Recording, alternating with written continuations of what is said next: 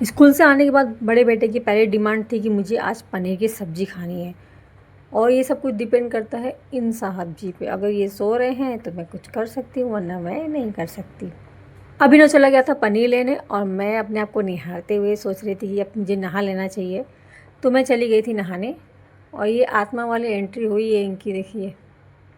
राघव उठ गया था तो मैं उसके लिए बनाना ओट्स बनाने लगी। सोचा पहले दोनों को नाश्ता करा लूँ, फिर उसके बाद पनीर की सब्ज़ी बनाती हूँ। कोई भी डिमांड को पूरी करने के लिए मैं एक अच्छी माँ का फ़र्ज़ ज़रूर निभाती हूँ।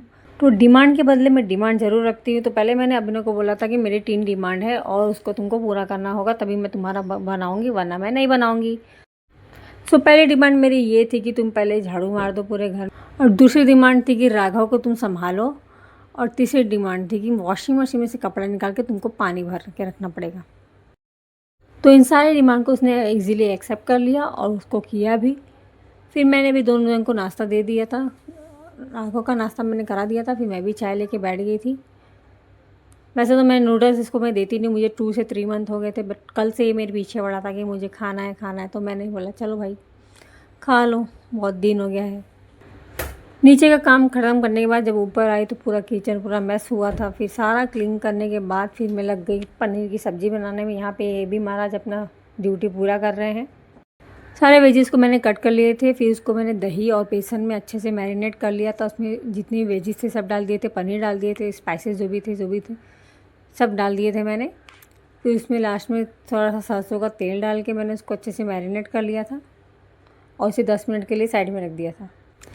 यहाँ ये दोनों की अलग ही लड़ाई चल रही थी। राघव है कि बार बार सीढ़ी चढ़ता है और वो उसे पकड़ के बार बार नीचे रखा कर रहा था।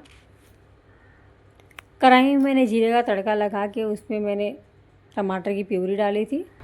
जब ये टमाटर थोड़े पक गए तो उसमें मैंने जो भी मैरिनेट करके रखा हुआ था वो सब कुछ मैंने इसमें डाल दिया था और 10 मिनट के लिए ढक के रख दिया था पकने के लिए। यहाँ राघव भी अपने भाई के चंगुल से आज़ाद होकर आ गया था ऊपर मस्ती करने के लिए, और मैं अपने टाइम को ज़रा भी वेस्ट नहीं करती। जो भी 10 मिनट मेरे थे भाजी जो पक रहे थे उस बीच मैंने अपने बर्तन को साफ़ कर लिया था। इसे बोलते हैं टाइम का इन्वेस्टमेंट। सो हमारी सब्ज़ी हो गई है पक कर रेडी। वैसे ही महंगी कढ़ाई नहीं है तो आपको लुक थोड़ा पैसा लग रहा होगा, लेकिन भाजी टेस्टी बनी थी। और यहाँ हमारे बेटे हैं कि उनको तो भाई हमको परेशान करने से फुर्सत ही नहीं है। चेयर को ला ला के यहाँ वहाँ ले जाके ये लड़का सारा बर्तन उठा के फेंकेगा। इनको नला धुला के कर दी थी रेडी, फिर हो गया था लंच करने का टाइम।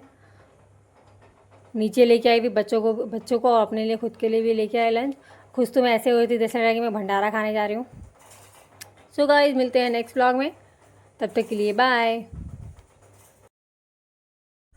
इनसे पूछी कैसा बना तो बोला कि अच्छा नहीं है, फिर बाद में बोला कि बहुत अच्छा है। जानता था कि मम्मी का थप्पड़ मिलेगा, अच्छा ही बोलना पड़ेगा।